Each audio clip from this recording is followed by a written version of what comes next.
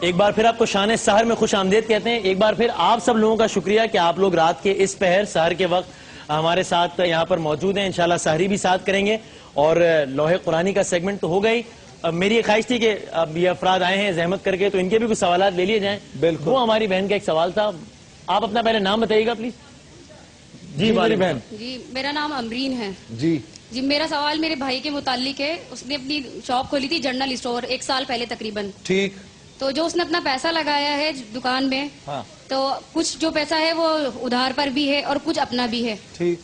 تو دکان میں جو مال ہے وہ جو چل رہی ہے مارکیٹ میں بھی پیسہ لگا ہوا ہے اس کا اور کچھ اپنا بھی لگا ہوا ہے. ٹھیک ہے. تو جو اس کی رننگ چل رہی ہے اس کے متعلق مجھے یہ پوچھنا ہے کہ اس پہ ہماری زکوٰۃ بنتی ہے یا نہیں بنتی ہے. ٹھیک ہے. بسم اللہ الرحمن الرحیم. جو بھی پیسہ مال تجارت کے طور پر انویسٹ کیا جاتا ہے کاروبار میں لگایا جاتا ہے اس پر بھی زکوٰۃ فرض ہے.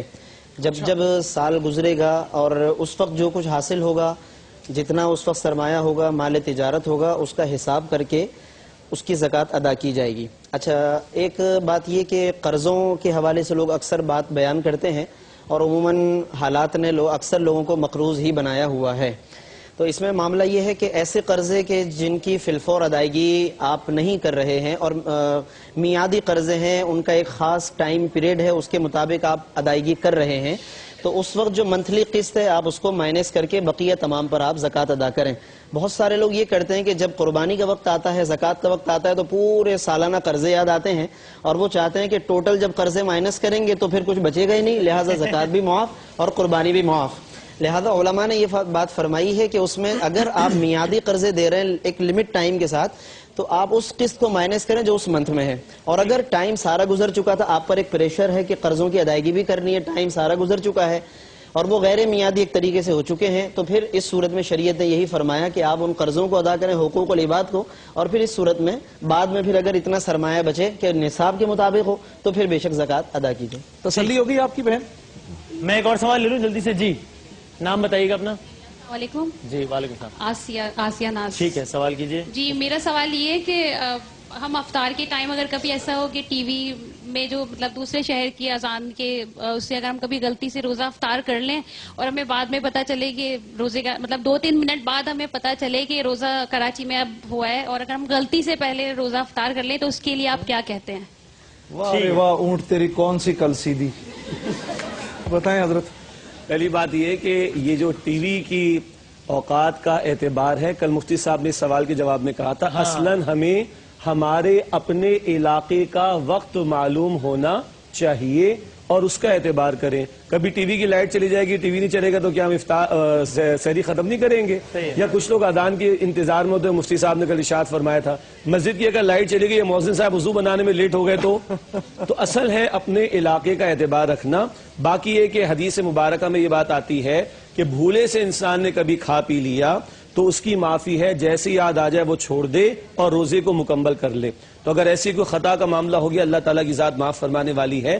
لیکن یہ کہ ہمیں اہتمام کرنا چاہیے اپنے علاقے کے متعلقہ وقت کا معلوم کر کے اور اسی کو فالو کرنا چاہیے. میں جلدی سے ایک اور سوال لے لوں اگر اجازت ہو. ہاں اوقات معلوم ہونے چاہیے شروع میں ہی معلوم کر لیں. انسان کو بھی اپنی اوقات ویسے ہی معلوم ہونی چاہیے.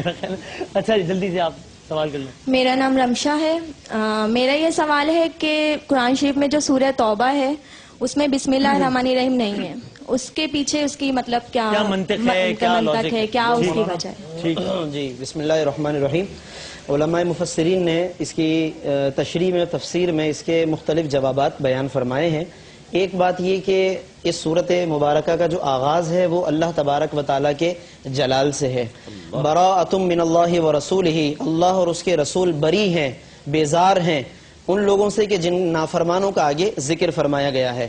تو یہ چونکہ جلال کا ایک انداز ہے اور اس صورت کا آغاز اللہ تعالیٰ نے اس طریقے سے فرمایا ہے جبکہ بسم اللہ الرحمن الرحیم میں اللہ تعالیٰ کی رحمت کا ذکر ہوتا ہے. اس وجہ سے یہاں پر بسم اللہ الرحمن الرحیم کی تلاوت نہیں کی جاتی. اور سب سے بڑی بات یہ کہ خود حضور نبی کریم صلی اللہ علیہ وسلم نے اس مقام پر بسم اللہ الرحمن الرحیم کی تلاوت نہیں فرمائی. اور ایک بات یہ ہے کہ علماء نے ایک طریقہ بیان فرمایا کہ اگر آپ کبھی تلاوت اسی سورت سے شروع کریں تب تو آپ تلاوت شروع کرنے کی نیت سے بسم اللہ پڑھیں گے، لیکن اگر آپ اس کی پچھلی آیتوں سے تلاوت کرتے آ رہے ہیں تو اس صورت میں پھر اس جگہ رک کر علیحدہ سے کوئی بسم اللہ اس صورت کی وجہ سے نہیں پڑھیں گے۔ سورہ توبہ میں بسم اللہ نہیں ہو شجاع بھائی، سورہ نمل ہے جس میں 2 بسم اللہ آتی ہے آیت کے طور پر ہاں سورت کے اندر آیت کے طور پر ہے، لیکن اس میں ایک بہت پیاری بات جو آئی، اصل جواب وہی ہے کہ رسول اللہ نے نہیں بتائی تو نہیں لکھی گئی۔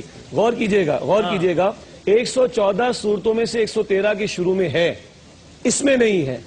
کبھی بھی اعتراض اٹھ سکتا تھا، لیکن یہ قرآن کی حفاظت کی الہامی دلیل ہے کہ آج تک کبھی کسی دور میں غیروں کے اعتراض کے خوف کی وجہ سے مسلمانوں نے کبھی شامل نہ کیا کہ اعتراض نہ ہو جائے۔ اس کے انٹیکٹ رہنا کہ اس کے آغاز میں بسم اللہ نہیں ہے، یہ خود قرآن کی حفاظت کی بہت بڑی دلیل۔ شجاع بھائی اس میں یہ کچھ علماء یہ بھی فرماتے ہیں، آپ حضرات ہماری تھوڑی سی ذرا اصلاح فرمائیے، کہ سورہ توبہ جو ہے کچھ علماء کی یہ بھی رائے ہے کہ سورہ توبہ پچھلی سورت کا حصہ ہے۔ اصل میں سورہ انفال اس سے پہلے ہے۔ جی جی۔ سورہ انفال میں غزوہ بدر کا بیان، جو کہ باطل اور حق کا پہلا باقاعدہ مارکا اور مشرکین کی پہلی مرتبہ گویا کی پٹائی ہوئی، اور سورہ توبہ میں ان کو آخری الٹیمیٹم دیا گیا کہ مشرکین عرب کو 4 مہینے کا الٹیمیٹم دے دیا کہ اگر وہ حق قبول نہیں کرتے تو ان کی گردنیں اڑائی جائیں گی۔ یہ بھی ایک رائے علماء نے بیان کی، لیکن اصل بات وہی ہے، رسالت مآب علیہ السلام نے نہیں پڑھی، نہیں بتائی تو نہیں ہے۔ بس 2 منٹ رہ گئے، ایک آخری سوال آپ ان کو مائک دیجئے، جلدی سے کر لیں سوال۔ مائک جی ہاں بیٹا بولو۔ ہیلو السلام علیکم، میرا نام حور ہے، میری والدہ ڈائلسس پر ہیں تو وہ روزے نہیں رکھ سکتی، تو اس صورت میں ہم ان کا کفارہ کس طرح ادا کر سکتے ہیں؟ ہاں، یہ بسم اللہ الرحمن الرحیم اس سے پہلے بھی شاید اس سے ملتے جلتے سوال کے جواب میں بیان کیا گیا تھا کہ ایسے امراض کے جو دائمی امراض ہوتے ہیں اور اس میں اگر کوئی مبتلا ہو مرد یا عورت تو اور وہ روزے نہ رکھ سکے اس دائمی مرض کی وجہ سے، تو پھر اس روزے کا وہ فدیہ ادا کریں گے۔ ایک روزے کا فدیہ ایک صدقہ فطر کے برابر ہے، لہٰذا جتنے بھی روزے ہیں ان کو تمام روزوں کو ان کے فدیے کو صدقہ فطر کے برابر تصور کر کے ملٹیپلائی کر کے آپ ان تمام روزوں کا فدیہ ادا کریں گے۔ اور یہ ان مریضوں کے لیے کہ جن کا دائمی مرض ہو۔ بعض اوقات ایسا ہوتا ہے، ایک چھوٹی سی بات عرض کروں گا، کہ آدمی کسی ایسی بیماری میں مبتلا ہو جاتا ہے کہ اس کو گمان ہوتا ہے کہ یہ بیماری اب مجھ سے جدا ہونے والی نہیں ہے، وہ فدیہ ادا کر دیتا ہے، لیکن پھر اللہ تبارک و تعالیٰ نے کوئی خاص کرم فرمایا اور وہ بیماری دور ہو گئی، تو ایسی صورت میں علماء نے فرمایا کہ اب جب بیماری دور ہو گئی، صحت لوٹ آئی، تو آپ اپنے روزوں کی جو آپ نے پہلے ترک کیے فدیہ دیا ان کی قضا کریں گے، اور جتنا فدیہ ادا کیا ہے وہ سب کا سب صدقہ بن جائے گا، اس کا ثواب آپ کو عطا کیا جائے گا۔ مفتی صاحب بہت جلدی، وقت کیونکہ کم ہے، اکثر یہ سوال ہوا ملک سے باہر، ابھی اس وقت بے شمار ہمیں ہمارے بھائی بہن دیکھ رہے ہوں گے، وہ یہ مجھے ایک ساتھی نے کہا کہ جی میں پاکستان میں فدیہ دینا چاہتا ہوں، رہنے والا وہ وہاں کا ہے، اس نے وہاں کی کرنسی کے مطابق دینا ہے یا یہاں کی کرنسی کے مطابق دینا ہے؟ دیکھیں، عام طور پر جو آدمی جہاں رہتا ہے اس کے مطابق اس کے اوپر احکامات لاگو ہوتے پاکستان ہیں۔ میں چاہتا ہے وہ بے شک ادائیگی وہ یہاں کرنا چاہتا ہے، لیکن احکام جو ہے آدمی پر اس کی رہائش کے اعتبار سے لاگو ہوتے ہیں۔ صدقہ فطر کا تعلق چونکہ آٹے یا جو وغیرہ کی قیمت سے ہے، وہ آٹا یا جو کہ جو وہ تناول کرتا ہے، جو کھاتا ہے، جس قیمت کے مطابق وہ اس کو کھا رہا ہے، لہٰذا عام طور پر علماء نے یہی بیان فرمایا کہ اگر آدمی وہاں رہتا ہے تو اس کے مطابق اس قیمت کا وہیں کی قیمت کے اعتبار سے وہ سوٹ پہنتا ہے، وہیں کی قیمت کے اعتبار سے اس کا رہنا سہنا ہے، تو پھر صدقہ فطر اور فدیہ وغیرہ بھی اس قیمت کے مطابق، چاہے وہ اس کو پاکستان میں ہی، اگرچہ وہ یہاں کے فقراء کے لیے بھیجتا ہے، لیکن وہ ادائیگی وہاں کے اعتبار سے۔ ٹھیک ہے، بہت بہت شکریہ، بہت نوازش۔ یہ علماء ہمارے ساتھ موجود ہیں انشاءاللہ۔ سحر کا وقت جو قریب آ رہا ہے، اس کی تیاریاں بھی آپ کو شان رمضان کے سیٹ پر نظر آ رہی ہیں۔ ایک چھوٹے سے وقفے کے بعد ہم دوبارہ حاضر ہو رہے ہیں۔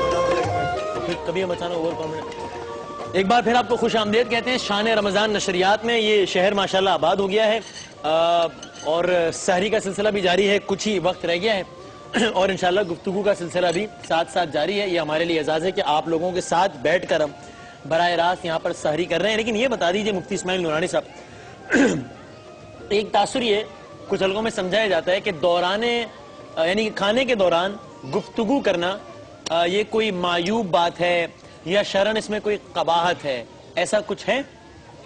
بسم اللہ الرحمن الرحیم. یہ میرا خیال ہے کہ سحری کے دوران یہاں ہم سب کا خاص طور پر بیٹھ کر اس طرح دینی مسائل پر ڈسکس کرنا، یہ اسی تاثر کو ختم کرنے کے لیے ہے.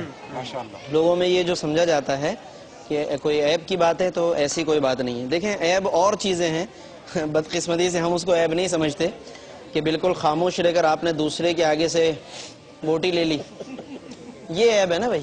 کہ آپ نے حضرائے مثال کہا ہے، میں نے مثال کے طور پہ کہا ہے، میں نے واقعی نہیں ہمارے یہاں کوئی بھی نہیں کر رہا ہے ایسا، میں بغور دیکھ رہا ہوں.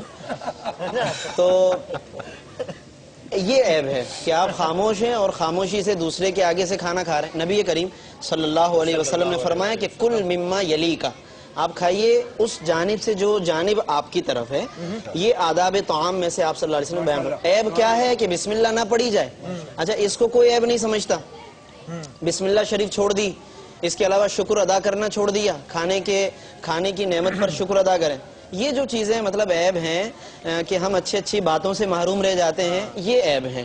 باقی اگر اچھی ڈسکشن ہے، اچھی گفتگو ہے کھانے کے دوران یا کھانے کے علاوہ بھی اچھی گفتگو اور اچھی باتیں تو یقیناً ہمیشہ اچھی ہیں. ہاں اگر کوئی فضول باتوں میں لگ جاتا ہے کھانے کے دوران بھی، یا اس لیے باتیں کر رہا ہے کہ دوسرے کا ٹائم ویسٹ ہو، میں زیادہ کھا لوں، اس کو باتوں میں مشغول. بعض لوگوں کی ایک عادت ہوتی ہے کہ کھانے کے دوران کوئی ایسی بات چھیڑ دی کہ دوسرے کی کمزوری کا اسے پتا ہے کہ یہ اس بات میں لگ جائے گا، اس کو باتوں میں مصروف کر کے پھر وہ کہتے ہیں میری طرف کیوں دیکھ رہے ہیں آپ؟ ہوسٹ آپ ہیں اور میرے ساتھ جنید بھائی بیٹھے ہیں. سوال آپ نے کیا ہے نا، اچھا اس لیے میری طرف متوجہ ہے. ٹھیک ہے پھر ٹھیک. ویسے مفتی صاحب ابھی جو ہم بات کر رہے تھے نا کہ آدمی کوئی نیکی کرے، کوئی عبادت کرے اور اس پر اس کو اطمینان ہو، اور آپ حضرات نے ہم سب کی اصلاح فرمائی اور آپ حضرات نے ہمیں پراپرلی گائیڈ کیا کہ بھئی دیکھو ہمارے اسلاف اور ہمارے اکابرین جو تھے اتنا اللہ کے سامنے کرتے تھے پھر بھی اس کو کم سمجھتے تھے. بی بی فاطمہ رضی اللہ تعالیٰ عنہ کا آپ نے فرمایا کہ پوری رات سجدے میں گزارتی تھیں اور پھر بھی کہتی تھیں یا اللہ ایک سجدہ ایسا نصیب فرما جو تیرے شایان شان ہو. اچھا ابھی مجھے بیچ میں ٹیکسٹ آنا شروع ہو گئے کہ بھئی ہم نماز پڑھتے ہیں، قرآن پڑھتے ہیں اور یہ پڑھ کے ہمیں اطمینان ہوتا ہے کہ ہم نے کوئی نیکی کی. تو یہ دو چیزیں فرق چیزیں ہیں. دو باتیں ہیں. دیکھیے قرآن حکیم کی تلاوت ہو یا اللہ رب العالمین کا ذکر ہو یا نماز میں مشغولیت ہو، اس کی اپنی بہرحال ایک تاثیر ہے. خود قرآن کہتا ہے سورۃ الرعد آیت نمبر 28 میں الا بذکر اللہ تطمئن القلوب، دلوں کو اطمینان ملتا ہے. اب دیکھیے اطمینان کا لفظ یہاں بھی آ رہا ہے، دلوں کو اطمینان ملتا ہے اللہ کی یاد سے. تو آج جو بندہ یا کبھی بھی بندہ جن فکروں میں مشکلات میں مبتلا ہوتا ہے، جس کو آج کے زمانے میں ہم ٹینشن میں آ جانا کہتے ہیں، اس سے نکلنے کے لیے تو ذکر الہی ضروری ہے. اور اس ذکر الہی کا یہ حاصل ہے کہ بندے کو سکون قلب مل جاتا ہے. شاید یہ بہتر لفظ ہماری زبان پر آگے کہ سکون قلب، یا انگریزی میں ہم اس کو پیس آف مائنڈ کہہ دیا کرتے ہیں، وہ میسر آ جاتا ہے. تو یہ دو الگ الگ باتیں ہیں. ہم جو بریک سے پہلے بات کر رہے تھے وہ کیا ہے کہ بندہ اپنی کچھ محنت کر کے اس پر اپنے آپ کو مکتفی سمجھ لے کہ بس یہ کافی ہے، nothing more to be done. اس کی نفی کی گئی. جامع ترمذی کی حدیث ہے، بہت قیمتی بات. نبی پاک صلی اللہ علیہ وسلم فرماتے ہیں کہ بالفرض ایک شخص اپنی پیدائش کے وقت سے لے کر اپنی موت کے وقت تک سجدے کی حالت میں پڑا رہے، یہ بھی کل قیامت کے دن کھڑا ہوگا، وہاں کی اللہ کی اور رب العالمین کا جلال دیکھے گا، تو اس سارے عمل کی اس کی نگاہوں میں کوئی حیثیت نہیں ہوگی. تو بندے کی بندگی کا تقاضا یہ ہے کہ بندہ یہ تسلیم کر لے کہ اے اللہ تیرا حق ادا کرنا میرے لیے ممکن نہیں. یہ بھی نبی پاک نے سکھا دیا. سبحان اللہ. اللہم ما عبدناک حق عبادتک وما عرفناک حق معرفتک. اے اللہ تیری عبادت کا حق ہم ادا نہ کر سکے. اچھا یہ عاجزی کا بیان ہے نبی پاک کی صلی اللہ علیہ وسلم. اور اللہ تیری معرفت کا حق ہم ادا نہ کر سکے. تو ایک ہے میں اپنی نیکی پہ مطمئن ہو کر بیٹھ جاؤں کہ بس اسی کی بنیاد پر نجات مل جائے گی، یہ غلط ہے. اور ایک ہے کہ مجھے دنیا کی تفکرات، دنیا کی مشکلات یہ مجھے پریشان کرتی ہیں اور میں اللہ کے سامنے جھک کر سکون قلب حاصل کر لیتا ہوں، یہ بالکل دوسری شے ہو جائے. آن دا ادر اینڈ آپٹمسٹک ہونا بھی تو ایک حد تک یعنی کہ بری بات تو نہیں ہے کہ ٹھیک ہے مجھے معلوم ہے کہ میں خطا کار ہوں لیکن اس کی شان رحیم ہے، وہ غفور و رحیم ہے، چلیے میں آپٹمسٹک رہوں گے، کوئی کرم فرمائے گا وہ.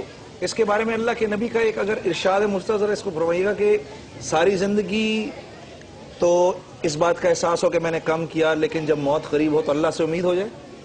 ہاں کوئی ایسی بات ہے؟ اس سے ملتی جلتی ایک بات ہے، اور علماء نے اسی کی روشنی میں ایک بات فرمائی کہ ایمان امید و خوف کے درمیانی کیفیت کا نام ہے. ایمان، امید اور خوف. دیکھیں سورہ فاتحہ میں اللہ تعالیٰ نے صرف الرحمن الرحیم نہیں فرمایا، صرف مالک یوم الدین نہیں فرمایا.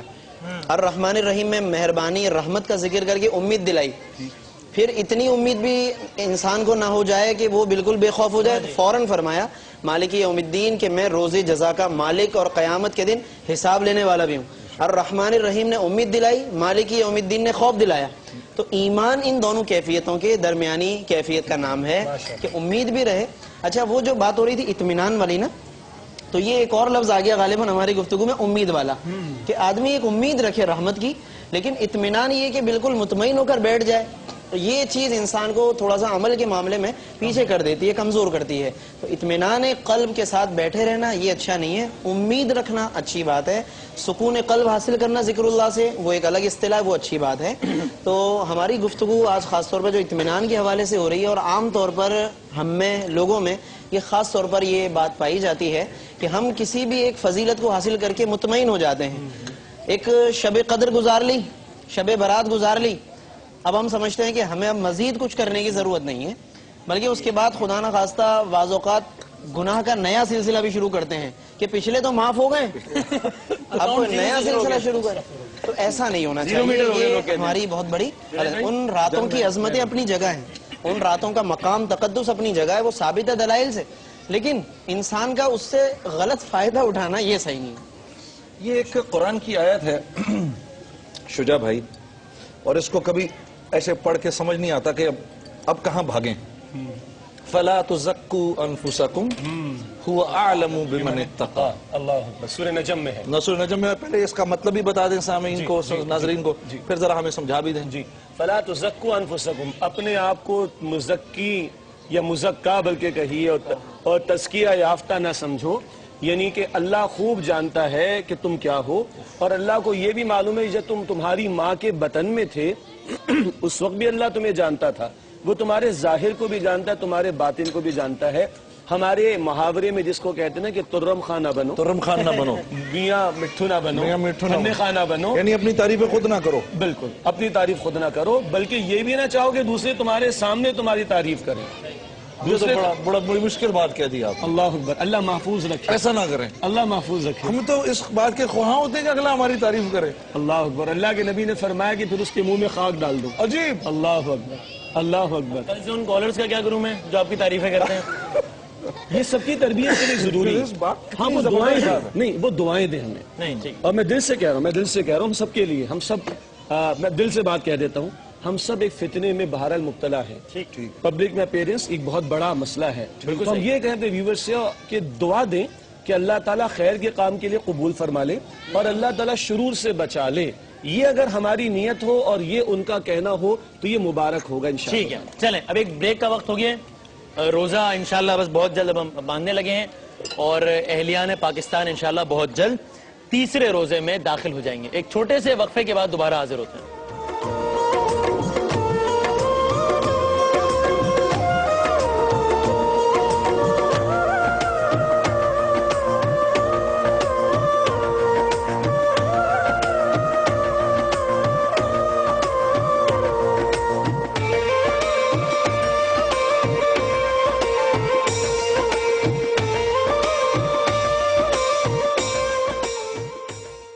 Get on board.